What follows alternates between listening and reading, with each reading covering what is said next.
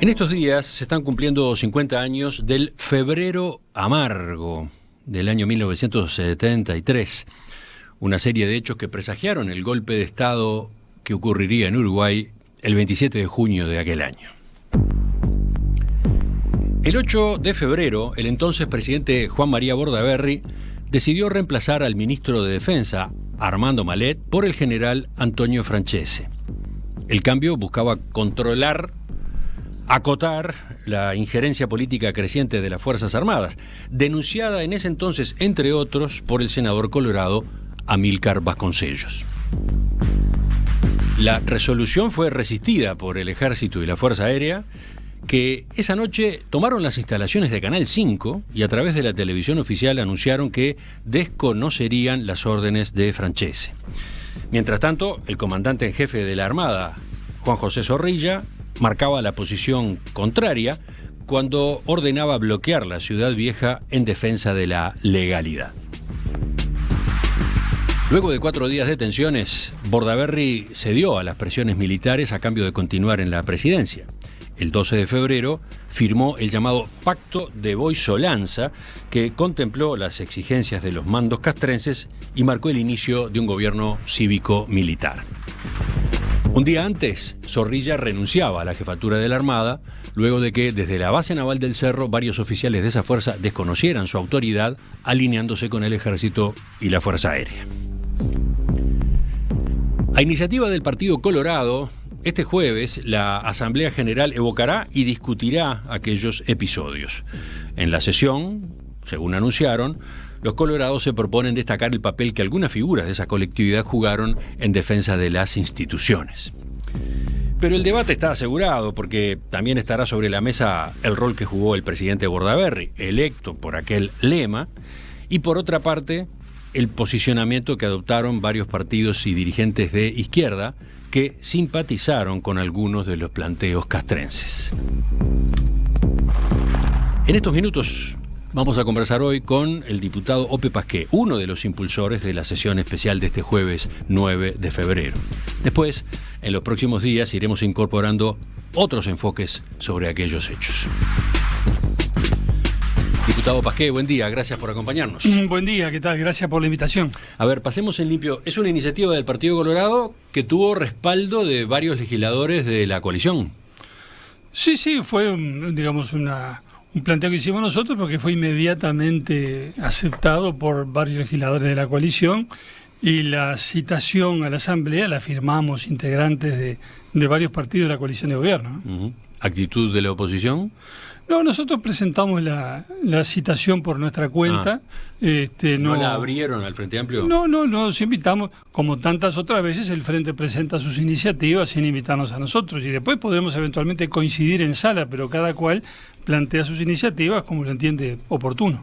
Aquellos hechos, los de febrero del 73, ya se discutieron en el Parlamento cuando se cumplieron 20 años, cuando se cumplieron 30 y cuando se cumplieron 40. ¿Por qué hay que discutirlos de nuevo ahora? ¿Por qué? ¿Porque se cumplen 50? ¿Cómo es? Bueno, sí, el Parlamento, cada vez que se cumple un aniversario sobre temas muy distintos, los evoca cuando tienen importancia y se refiere a ellos una y otra vez a través del tiempo. Yo creo que estos hechos son tan significativos, fueron tan importantes en la vida del país, que cuando se cumple nada menos que medio siglo, me parecía a mí que era casi inexcusable. La citación, la convocatoria, ¿no? A ver, por ejemplo, ¿qué gana el sistema político abriendo el debate ahora de nuevo? Yo creo que puede ser una buena instancia para reflexionar acerca de lo que pasó, cada cual lo hará desde su perspectiva y sacará sus conclusiones, y creo que corresponde rendir homenaje a las figuras que en una hora que fue tan difícil, de tanta incertidumbre, de tanta confusión y de tantos peligros, la gente que se jugó en aquel momento por las instituciones, esa gente merece homenaje, y los homenajes no se hacen un día, es decir, como los hice un día no los hago nunca más. A mí me importa destacar la figura de Amílcar Vasconcellos, su coraje, su claridad, su coherencia, y creo que eso debe ser señalado. También digo lo mismo por Juan José Zorrilla, el comandante de la Armada, que tuvo una actitud valiente. Zorrilla y la gente que lo seguía se estaban jugando la vida con eso que hicieron, ¿verdad? Porque fue el cumplimiento de su deber militar, de su deber legal como integrante de las Fuerzas Armadas, pero se estaban jugando la vida y lo hicieron. Creo que estas cosas deben destacarse. Ya volveremos a esos nombres, pero le hacía estas preguntas porque varios dirigentes visualizan que lo que ocurrirá este jueves será un intercambio de facturas. Sí, intercambio de facturas sobre la responsabilidad que cada partido tuvo en los hechos que precipitaron el golpe de Estado. Por ejemplo, así lo vio venir el diputado del Partido Independiente Iván Posada, lo declaró. Sí. Entonces... Bueno, pero ¿qué conclusión se saca de ahí? Que no hay que hacer la sesión para que no haya cruce de facturas. Con ese criterio, ¿cuántos otros temas polémicos tendríamos que obviar y no tratar en el Parlamento para que no haya cruce de facturas? Y el que vaya con ese ánimo, vaya él. Nosotros no vamos con ánimo de pasar ninguna factura, pero no nos vamos a privar de reflexionar sobre hechos que, insisto, fueron muy importantes, porque en febrero fue, a mi juicio, y discrepo con su planteo inicial, en febrero fue que se produjo el golpe de Estado. Bueno, esa es una discusión, ese es un debate. Me parece muy claro por lo siguiente: cuando las Fuerzas Armadas desconocen explícita, pública, abiertamente la autoridad del Presidente de la República. Si usted nombró de ministro de Defensa al general Francese, nosotros no acatamos, no reconocemos a ese ministro. Ese desconocimiento por la Fuerza Armada de la autoridad del Presidente de la República, eso es un golpe de Estado. Lo que pasa es que no tuvo, por supuesto, la carga simbólica que tiene después la disolución del Parlamento en junio de ese año, porque el Parlamento es el símbolo de la democracia. Ajá. Y todos los uruguayos lo vemos así. La gente en aquel momento, en febrero de aquel año, no entendió que el desconocimiento del ministro era un golpe de Estado, pero técnicamente, jurídicamente, cuando las Fuerzas Armadas desconocen la autoridad del Presidente de la República, bueno, eso en buen romance es un golpe de Estado. Sí, sí. Es muy interesante lo que dice y importa poco, ¿no? Pero yo comparto, digamos, ese enfoque. Es impresionante pensar en lo que ocurrió en febrero, ¿no? Esa sublevación, no sé cómo llamarla, ¿no? El desconocimiento de una resolución del Presidente de la República. Pero también es cierto que lo que había en curso era como un proceso, porque usted dice el golpe fue en febrero. En octubre del año anterior había ocurrido otro hecho muy grave, ¿no? El 25 de octubre de 1972, Jorge Valle declara en televisión que había conversaciones y presuntos entendimientos entre militares e integrantes del MLN de Tupamaros en el cuartel del Batallón Florida, que a su vez contaban con el aval de los generales Gregorio Álvarez y Esteban Cristi, en un momento en que lo que había en principio era una guerra, ¿no? Una guerra, entre comillas, Fuerzas Armadas, guerrilla. Según Valle, aquellas eran conversaciones para dar un golpe de Estado. Valle plantea eso públicamente, ¿y qué es lo que ocurre? Lo arrestan las Fuerzas Armadas. Unos días después, las Fuerzas Armadas lo apresan en la sede del diario Acción, en un episodio muy dramático, y Valle termina procesado por la justicia militar por el delito de ataque a la fuerza moral del ejército. 2 meses estuvo preso. Entonces, ¿qué fue? ¿Octubre del 72 qué fue? Fue una arbitrariedad evidente, un hecho repudiable, pero no olvidemos que con las leyes entonces vigentes los civiles podían quedar sometidos a la justicia militar. Yo no llamaría eso, por supuesto, una arbitrariedad, una agresión al sistema político cargada de intencionalidad política, pero eso no era un golpe de Estado. Había habido también otros hechos irregulares. Sí, por eso, era una acumulación. Un proceso. Fue un proceso, de hecho, que se fueron sumando. Hay muchos elementos, podríamos hablar días de todos esos elementos que se fueron sumando, pero yo creo que todo eso adquiere una expresión clara y rotunda, digamos, el síntoma más claro de todo lo que está pasando es cuando las Fuerzas Armadas se plantan frente al presidente, con respecto al cual hasta ahí venían manteniendo más o menos la forma, más o menos, y le dicen, bueno, ¿sabe qué? No acatamos autoridad. No acatamos a este ministro que usted ha designado. Y finalmente la pulseada termina con la claudicación del gobierno, la renuncia de Francese y la designación del nuevo ministro. Entonces, ese es el golpe. Ese es el golpe y lo también impactante mirado a distancia es que esa situación se toleró. Sí, porque la Asamblea General que se va a reunir ahora, se va a reunir mañana 9 de febrero, no se reunió hace 50 años. Eso es impresionante, o sea, quedó configurado el golpe, quedó aceptada la postura de las Fuerzas Armadas, se le dio espacio en el gobierno y el sistema político, de hecho, lo toleró, ¿no? De hecho, eso fue lo que pasó. Con la protesta y la denuncia de algunos, Digo, yo creo que lo de Vasconcellos es lo más claro en ese sentido, y con el aplauso y la expectativa de otros. Digo, porque en ese momento tanto los distintos sectores del Frente Amplio, notoriamente el Partido Comunista, pero otros también, y la propia CNT, miraban con expectativa lo que les parecía que podía ser un golpe peruanista. ¿Por qué? Porque en Perú el general Velasco Alvarado, después de haber dado un golpe contra el gobierno constitucional del arquitecto Belaúnde Terry, había llevado adelante un gobierno llamado progresista, que empezó con esas cosas que son simpáticas para muchos, ¿no? Nacionalizaciones, expropiaciones de grandes latifundios, y terminó confiscando los medios de comunicación y se terminó la libertad de prensa, ¿no? Pero esas cosas, estos procesos son así. Bueno, acá mucha gente se entusiasmó con eso, y había oficiales de las Fuerzas Armadas, del Ejército, que también sintonizaban con esa línea peruanista, y ahí se generó el espejismo. Capaz que acá viene también un golpe peruanista. Entonces digo, hubo actitudes de sectores del sistema político que vieron todo eso con simpatía y que dijeron explícitamente, acá la cosa no es entre militares y civiles, no es entre la defensa de la Constitución o la violación de la Constitución, sino que acá la cosa es entre oligarquía y pueblo. Y bueno, y las Fuerzas Armadas se reclutan entre los sectores del pueblo, son elementos populares, las manifestaciones que han hecho en los comunicados 4 y 7 contienen elementos positivos, y bueno, y entonces se les daba la bienvenida a la vida política del país.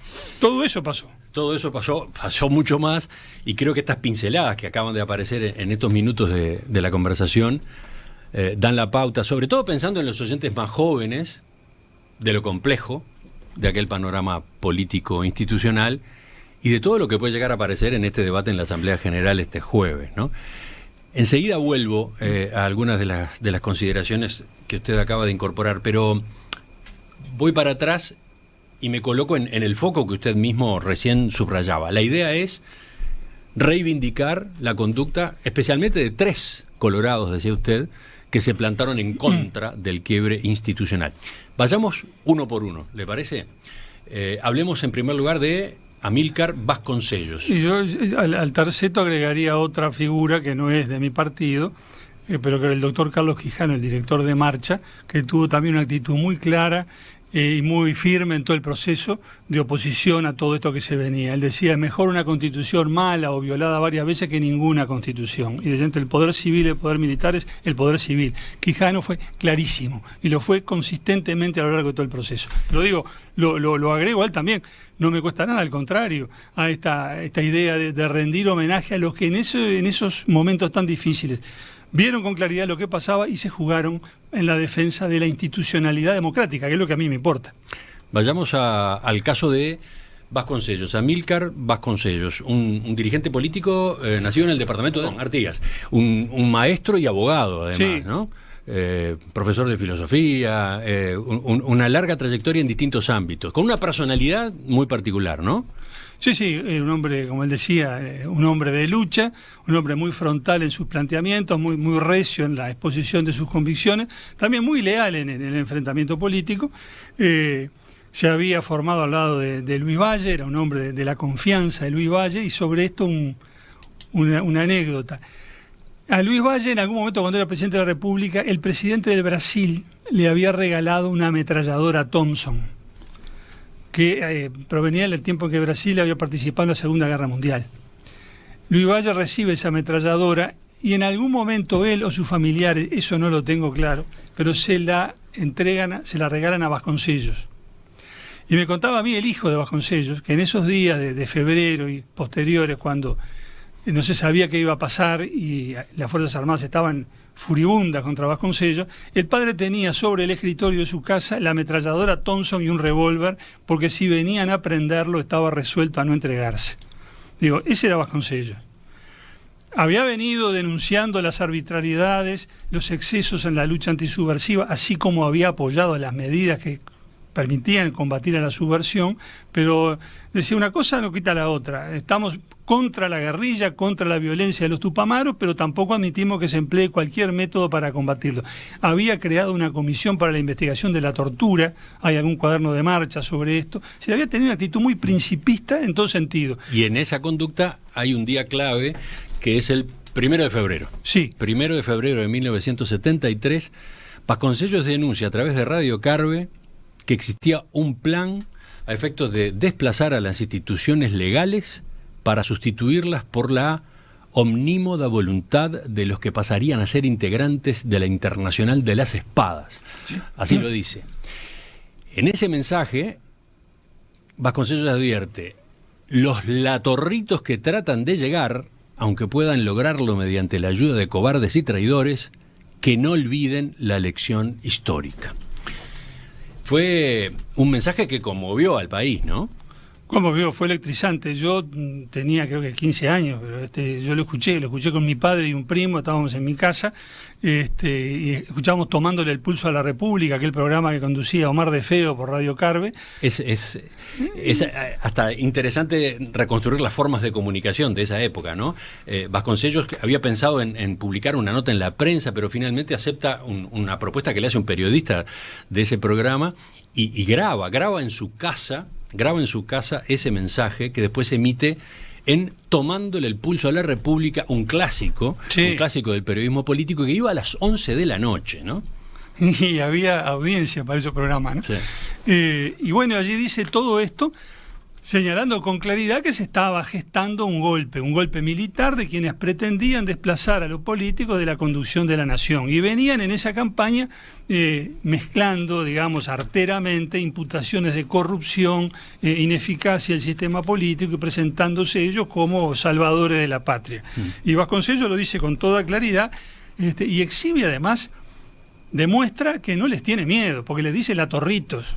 Cosa que los indignó. Después va a haber una respuesta de los comandantes en jefe que va a ser una diatriba furibunda contra Vasconcellos. Sí, la justicia militar pide al Senado que le retire los fueros para someterlo a proceso. Sí, ¿no? Sí, se tiraron con todo, pero él aguantó el tirón, se mantuvo en sus tres, se mantuvo esa posición, y después varios programas periodísticos posteriores insiste denunciando lo que estaba pasando, que ya había empezado a señalarlo meses atrás en el Senado y en la Asamblea General, porque llega a sus manos una especie de plan de las Fuerzas Armadas, un documento político. Llega a él porque el entonces ministro de Defensa, que era Augusto Legnani, reacciona contra ese documento, les dice a los comandantes que eso es inaceptable, inadmisible, fundamenta el asunto. El plan le llega a Vasconcellos, él lo lee en el Senado para darle estado parlamentario, dice: esto es de lo que se está hablando, de lo que se está tramando en el seno de las Fuerzas Armadas.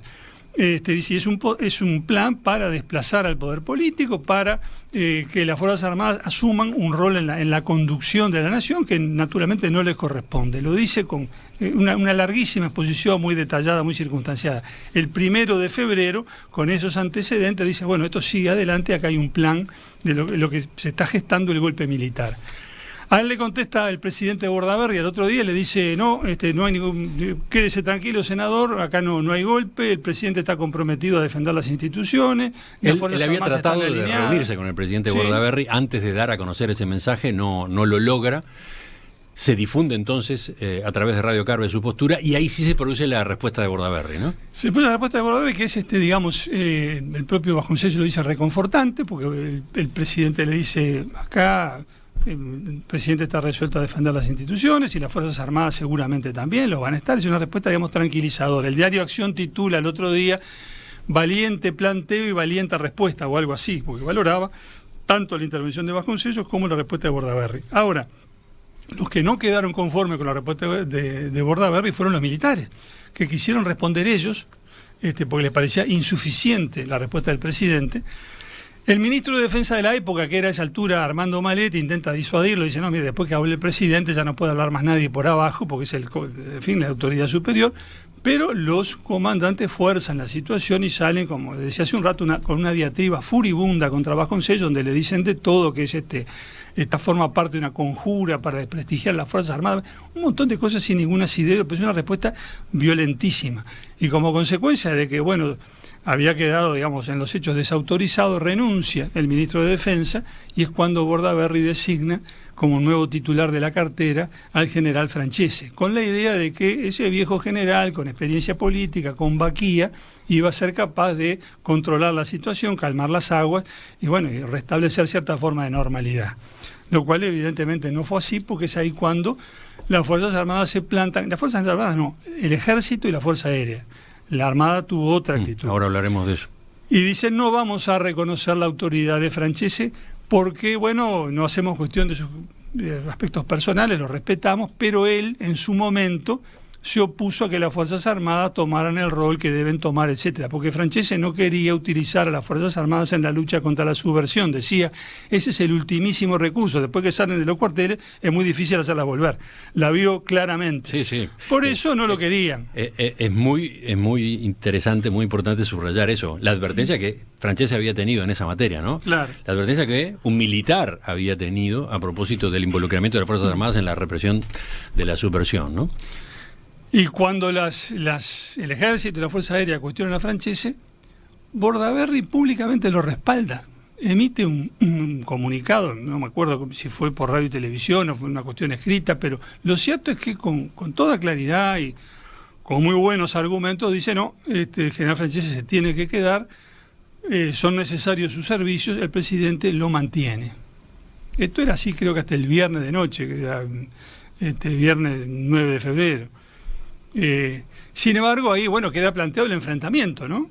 Las Fuerzas Armadas dicen una cosa, no reconocemos a este ministro, el presidente dice yo mantengo al ministro, y hay que la Armada de las primeras horas de la madrugada del 9 de febrero cierra la Ciudad Vieja, se atrinchera allí e invita al presidente a trasladarse allí al comando de la Armada en la Ciudad Vieja para, desde allí, en fin, poder encarar mejor la situación.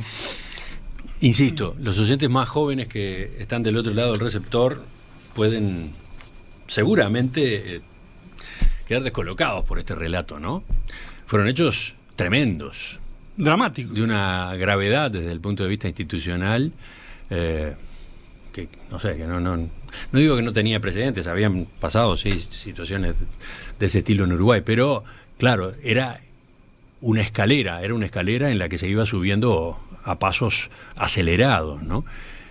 No, y de esta gravedad no había habido, ¿no? La posibilidad de un enfrentamiento armado entre sectores de las Fuerzas Armadas y el Ejército y la aviación por un lado y la Armada por otro, eso no había existido.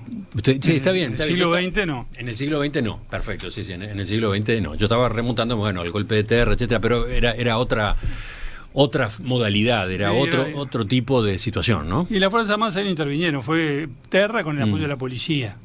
Pero esto fue otra cosa, fue gravísimo, ahí pudo correr sangre, pudo haber ocurrido cosas terribles.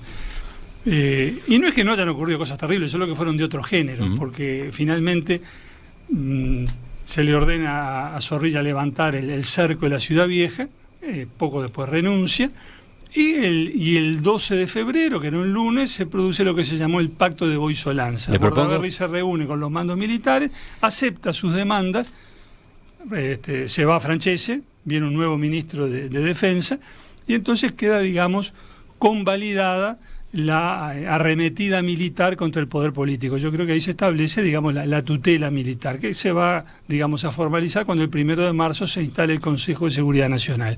Y ahí ya veníamos barranca abajo y terminamos el 27 de junio, ¿no? Enseguida retomamos esta evocación y, digamos, seguimos con las figuras esas. Volvemos a concentrarnos en esas figuras que usted señala conviene que tengan el destaque correspondiente en un aniversario como este. Ya retomamos la entrevista con el diputado Ope Pasqué del Partido Colorado a propósito de este debate que se propicia en la Asamblea General para este 9 de febrero, jueves 9 de febrero de 2023. Este jueves 9 de febrero, la Asamblea General realizará una sesión especial para recordar los 50 años de los sucesos que Amílcar Vasconcellos denominó Febrero Amargo, 1973, que fueron para unos la antesala del golpe de Estado de junio de aquel año, para otros el golpe en sí mismo. Hay quienes han dicho también el golpe de Estado se dio en dos tiempos y el de febrero fue el primero. La convocatoria a la sesión fue iniciativa del Partido Colorado, que busca resaltar el papel que tuvieron algunas figuras de esa colectividad en defensa de las instituciones. Por eso estamos conversando esta mañana con el diputado Ope Pasqué.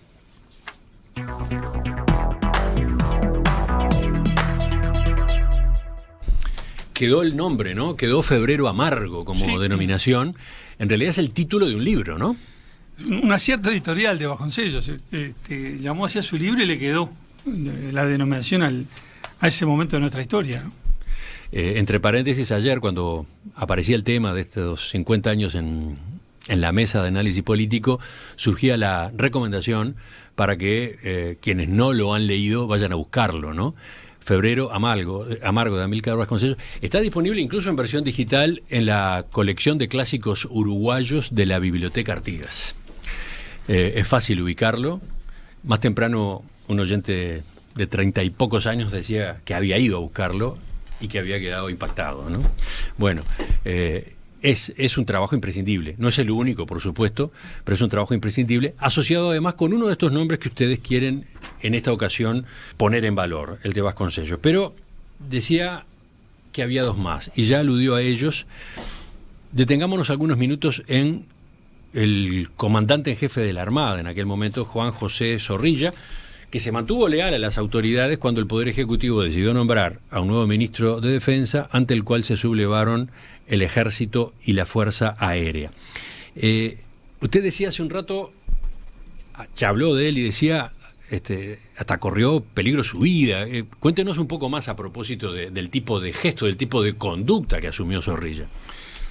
Sí, yo creo que sin duda puso su vida en juego y la de sus subordinados, porque la Armada tiende un cerco sobre la Ciudad Vieja, que iba por la calle Juan Carlos Gómez, hacen barricadas allí con autos y camiones requisados, con la finalidad de detener un eventual avance de los tanques del ejército sobre ellos. Están allí con atención, ¿no?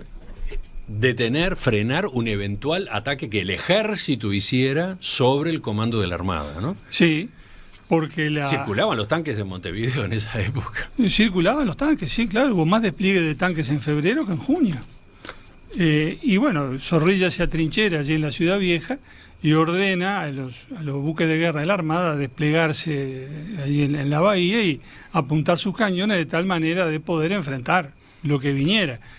El Palacio Esteves, sede de la Presidencia de la República, quedaba fuera de ese cerco, ¿no? Sí, ellos invitan, Zorrilla invita al presidente a ir allí, al comando de la Armada de la Ciudad Vieja, para quedar defendido por sus efectivos. El presidente rechaza la invitación, dice que su lugar está en Casa de Gobierno y permanece allí.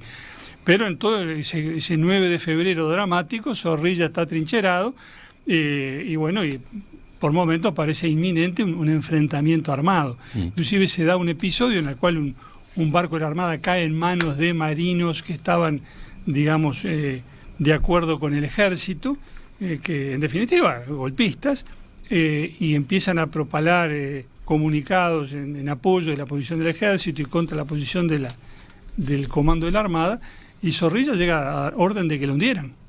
Y sus subordinados se pararon un poquito, son compañeros nuestros, húndanlo, dice Zorrilla, y cuando no acatan su orden, no por, digamos, discrepancia, sino por el reparo natural de hacer fuego contra compañeros de armas, dice, bueno, pero si no acatan mis órdenes, yo acá no tengo más nada que hacer, me voy, algo por el estilo.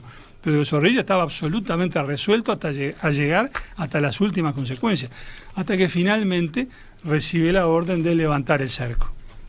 El Poder Ejecutivo, al final de la jornada, dice, bueno, levanten el cerco, se levanta y poco después Zorrilla renuncia. ¿Zorrilla era colorado en esa época? Se lo pregunto porque a la salida de la dictadura, el sector ballista del Partido Colorado lo homenajeó, de hecho, ubicándolo en los primeros lugares de la lista de candidatos al Senado. Bueno, y Zorrilla resultó electo senador y se desempeñó como senador, ¿no? Mire, a mí no me consta eso, pero supongo, descuento que fue así, que la razón por la cual el vallismo unido lo distingue con ese lugar en la lista del Senado era porque tenía afiliación vallista, como la tenían tantos militares de los llamados constitucionalistas de la época, constitucionalistas o civilistas, y había gente que decía, no, en Uruguay no puede haber un golpe de Estado porque el ejército es civilista. Yo escuché esa frase tantas veces en aquellos años y después pasó lo que pasó, ¿no?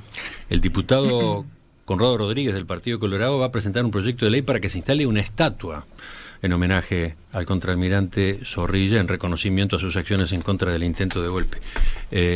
¿Usted está también en esa iniciativa? Sí, yo creo que habéis firmado el proyecto también. Se va a tratar mañana en la Cámara de Diputados en una sesión que comenzará a las 13 horas, poco antes de la Asamblea General. ¿Qué están pensando? ¿Cómo sería ese monumento? ¿Dónde se localizaría? Y sería allí en algún punto de la Ciudad Vieja donde estaban las barricadas, habrá que ver exactamente dónde, qué características, pues un monumento a Zorrilla, porque esos gestos merecen resaltarse, ¿no? Un militar que enfrenta a las otras fuerzas, que se juega la vida y yo defiendo la Constitución, esas cosas merecen resaltarse. Un monumento bien merecido. Yo veo un acierto de Conrado haberlo propuesto. Un militar que sale en defensa del presidente de la República y no tiene eco en el presidente de la República. Y finalmente eso es lo que termina pasando, queda solo Zorrilla. Y el presidente termina claudicando en Boisolanza. Ese es el cierre del episodio, es la aceptación de la tutela militar. Usted también ha mencionado que es necesario subrayar la figura del entonces vicepresidente de la República, Jorge Zappelli, que un poco más adelante, estamos hablando ya en junio del 73, se negó a apoyar el decreto de disolución de las cámaras, ¿no? No, pero y antes, en febrero, con esas febriles conversaciones que había entre todos los integrantes del sistema político y oficiales de las Fuerzas Armadas, en aquel momento se manejaba la hipótesis de la renuncia de Bordaberry y que venga Zappelli. Y la posición de Zappelli es una posición principista. Si alguien fuerza la renuncia de Bordaberry, yo también renuncio. Ahora, si Bordaberry espontáneamente, por su sola voluntad, decide irse, bueno, yo cumpliré mi deber y asumiré la presidencia porque soy el vicepresidente. Pero si fuerzan la renuncia, entonces no, y yo me voy. Fue una actitud muy clara y principista, como que él mantuvo en todo ese tiempo, en todo ese periodo, hasta el desenlace final, ¿no? Hasta la noche en la que se precipita la disolución de las cámaras, cuando tiene lugar esa sesión tan famosa y tan erizante, en la que en el Senado se debate la situación que está planteada, una sesión que Zappelli no preside, ¿no? No, estaba yendo a Suárez, yendo y viniendo, estaba en las últimas gestiones para ver si se podía evitar, lo que en definitiva no se pudo evitar. Aquí hay una versión que circula, se da por cierta que Zappelli renuncie ese mismo día.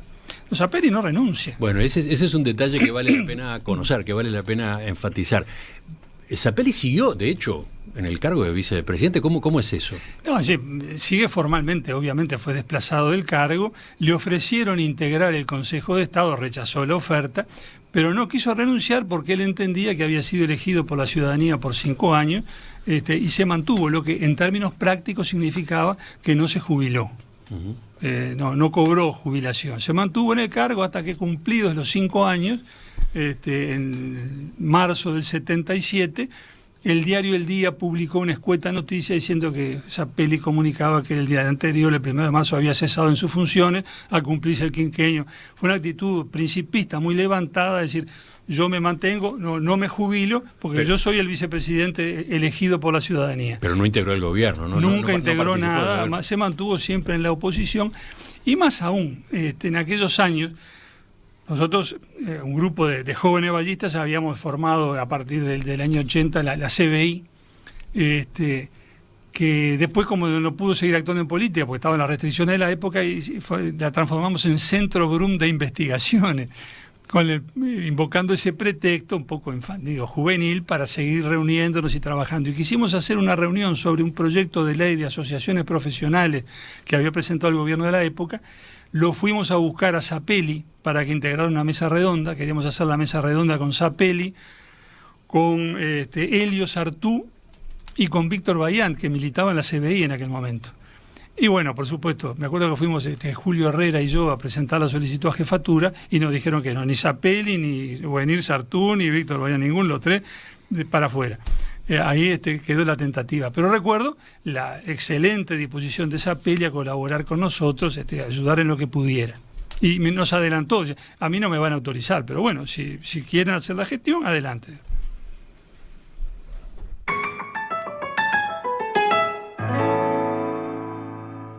Ahora, diputado Pasqué, más allá de poner en valor la actitud de esas 3 figuras coloradas, ¿habrá espacio en las exposiciones, por ejemplo, la suya, este jueves, para la autocrítica?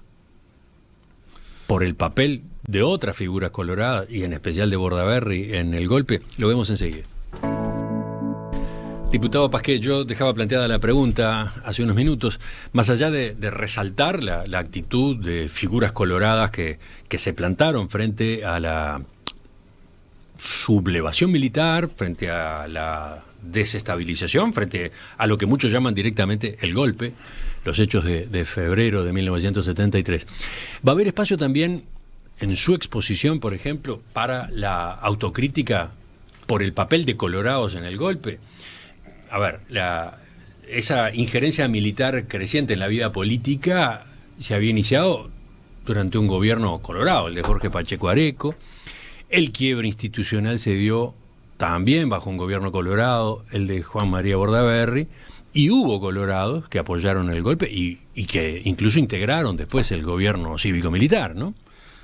Sí, mire, hubo de todo. Hubo colorados que apoyaron el golpe, hubo blancos que apoyaron el golpe, hubo una izquierda que apoyó el golpe de febrero, pero mi idea no es hacer la crítica de todo eso, porque digo, no tendría sentido que nos propusiéramos hacer 50 años después de los hechos el debate que no tuvo lugar cuando se produjeron los hechos, y jugar nosotros a que somos los que ocupaban esas bancas hace 50 años y cruzarnos reproches. No tendría ningún sentido. Lo que yo creo que sí podemos reflexionar sobre lo ocurrido, poner en valor lo que hoy tenemos, el periodo más extenso de vigencia de la Constitución que registra nuestra historia, y resaltar lo positivo. Yo voy por ahí. No le he rehuido a la autocrítica, en otras oportunidades le he hecho. En el 2013 una Asamblea General por los hechos de junio, y yo hice una autocrítica que me significó un gran lío dentro de mi partido. No reniego de todo eso, pero me parece que con la perspectiva que da un medio siglo transcurrido, tenemos que levantar la mira y buscar aquello que fortalece esta democracia que hoy tenemos, que pasó la prueba. Porque en aquellos años, hace 50 años, lo que estaba en entredicho era la democracia. Había quienes no creían en las instituciones republicanas, que les parecía que la Constitución era una cáscara vacía, que el Estado de Derecho no tenía un contenido real. Y bueno, y parecía que había otras experiencias, como la de Perú, por ejemplo, con un gobierno autoritario, que eran más promisorias. Bueno, pasaron 50 años, ¿qué pasó? La democracia se revalorizó como práctica, como ideal político, las guerrillas fueron derrotadas, las dictaduras militares también. Valoremos esto que está de acuerdo con lo mejor de nuestra historia y con la identidad nacional, y rindamos homenaje a los hombres que en momentos de confusión para muchos, de peligro, la vieron con claridad y salieron a defender lo que había que defender. Vasconcellos, Zorrilla, Zapelli, Quijano y seguramente otros, aunque no con la relevancia de estos que estoy mencionando. Usted decía que la idea es ir, entre comillas, a resaltar a quienes se plantaron frente a, pero ya de hecho incluyó referencias críticas, por ejemplo, a sectores de la izquierda. Lo acaba de hacer. Yo hago una descripción de las posiciones.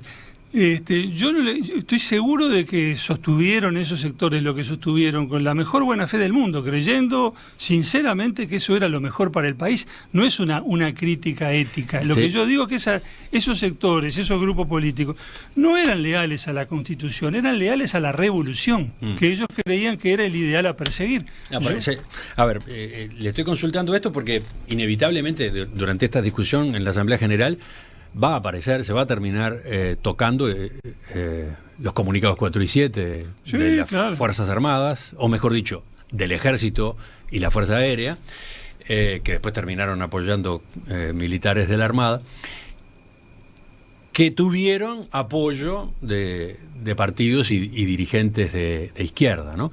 Aquellos comunicados en los que... Y de la CNT también. Comunicados en los que se planteaba alcanzar o impulsar la obtención de objetivos socioeconómicos como eliminar la deuda externa opresiva, erradicar el desempleo, atacar los ilícitos económicos y la corrupción, organizar la administración pública y el sistema impositivo, redistribuir la tierra, entre otros puntos.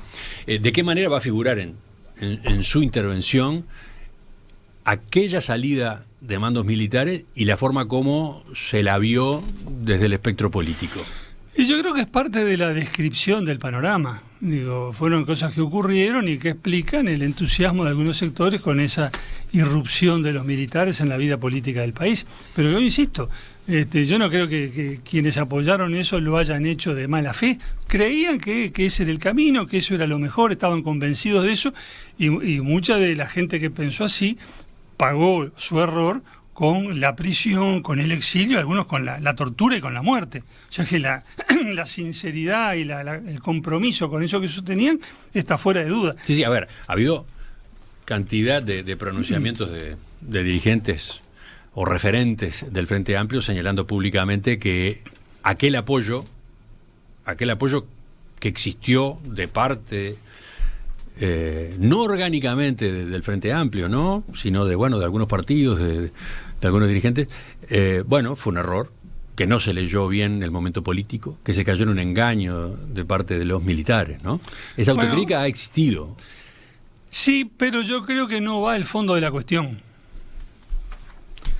Porque esas posiciones que fueron asumidas por distintos sectores en términos más o menos explícitos, y en definitiva por el general Sereñi cuando habla en un acto del Frente Amplio en febrero y exige la renuncia de Bordaberry, no hace ninguna crítica al desafuero militar y termina diciendo que la renuncia de Bordaberry abrirá el camino para un entendimiento entre todos los orientales honestos, civiles o militares.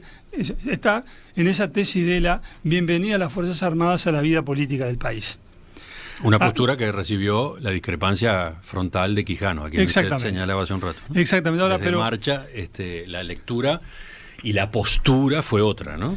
Exactamente. Y reiteradamente Quijano sostuvo otra posición, de la defensa de la autoridad constitucional, de la autoridad civil frente a la autoridad militar. Ahora digo, el fondo del tema no es, digamos, la cuestión de si se equivocaron, como obviamente se equivocaron quienes vieron en aquellos militares golpistas a émulos de Velasco Alvarado, a eventuales, digamos, peruanistas. Ese no es el punto. Supongamos que hubieran estado en lo cierto y que los militares hubiesen sido efectivamente peruanistas y se propusiesen hacer todas esas cosas que les gustaban a los llamados progresistas de entonces, la reforma agraria, la nacionalización de la banca, las expropiaciones, todo eso. Si hubiera sido así, ¿se justificaba el golpe de Estado? Ese es el punto. Si yo me convenzo de que hay un actor político que quiere, violando la Constitución, hacer lo que a mí me parece que está bien y que hay que hacer, ¿eso me justifica? ¿O me obliga a decir, no, mire, acá hay reglas de juego que son estas, gobierna el que gana las elecciones y el que pierde controla, critica, se prepara para la próxima, pero cualquiera sea la orientación del gobierno elegido por la ciudadanía, tiene derecho a llevarla a cabo, a ejecutarla, y hay que bancársela, porque ese es el juego democrático. Ese es el punto. No si hubo un error de hecho en la apreciación de aquellos militares que sí eran más o menos progresistas. Creo que son temas para que es bueno que surjan mañana en esto que no tiene por qué ser un debate, puede ser una serena reflexión de distintos puntos de vista sobre hechos de enorme importancia en la vida del país. En Perspectiva, desde 1985, periodismo profesional e independiente. Diputado Pasqué, para terminar, esta discusión, de este jueves 9 de febrero en la Asamblea General, ¿es el comienzo de una serie de abordajes en el Parlamento de los hechos políticos de hace 50 años? Bueno, no hay nada resuelto todavía, pero no descarto que haya otras instancias. Seguramente se viene en otra fecha, en junio, ¿no? Va a haber otra Claro. Asamblea General y en el medio posiblemente haya actividad. No está resuelto todavía. El 27 de junio se cumplirán 50 años del golpe de Estado mismo, de la disolución de las cámaras. De la ¿no? disolución del Parlamento. Sí. Y del comienzo de la huelga general declarada por el PIT-CNT, sí, que fue otro acontecimiento histórico, ¿no? Fue una respuesta de envergadura. Hay dos hechos a evocar, ¿o no? Sí, seguramente, y puede haber otros. Nada está definido ni cerrado. Un poco más adelante, el 9 de julio, se conmemorarán 50 años de lo que la dictadura llamó Asonada, ¿no? Aquella manifestación multitudinaria, pacífica, de protesta, a las 5 en punto de la tarde, famosa consigna, ¿no? El 18 de julio. Sí, sí. Que fue convocada por el Frente Amplio, el wilsonismo y la CNT, ese también es otro hecho que va a estar en el recuerdo de estos años. Y ahí, por ejemplo, el Partido Colorado no estuvo en el llamado. ¿Cómo analiza usted desde esa colectividad aquella actitud? Bueno, allí por el recuerdo que yo tengo de ese episodio concreto, el partido no quiso participar porque había allí una presencia del Frente Amplio, con cuya actuación en todo este proceso nosotros habíamos tenido grandes discrepancias. Los colorados estábamos en la casa del partido, en ese momento habían puesto, había habido incidentes allí. Yo recuerdo que estábamos ahí y que, habiendo manifestado la convención en una declaración del mes de febrero, la adhesión irrestricta a la Constitución, la exigencia de respeto por la legalidad y todo lo demás, y habiendo manifestado nuestro Comité Ejecutivo Nacional la exigencia también del respeto a la Constitución, etcétera, etcétera, es decir, la defensa ortodoxa de la legalidad, en esa marcha el partido no participó. Fue una manifestación de protesta muy significativa que a su vez dio pie a una represión brutal, ¿no? Sí. Y ahí lo toma prisionero el general Sereñi, la primera vez que lo detienen. Sí. Por eso, a donde voy es a que al llegar a los 50 años se abre un calendario por delante, ¿no? Sin duda, y espero que sea ocasión para, insisto, no tratar de revivir los debates de entonces como si por el túnel del tiempo nos hubiésemos trasladado 50 años atrás, sino para reflexionar con la experiencia de estos 50 años, con el diario de 50 años después, y decir, bueno, ¿cómo estamos hoy? ¿Y qué lecciones sacamos de todo aquello? Creo que eso es lo que le da interés a todo esto. Diputado Ope Pasqué, le agradezco su visita esta mañana. Con mucho gusto, el agradecido soy yo.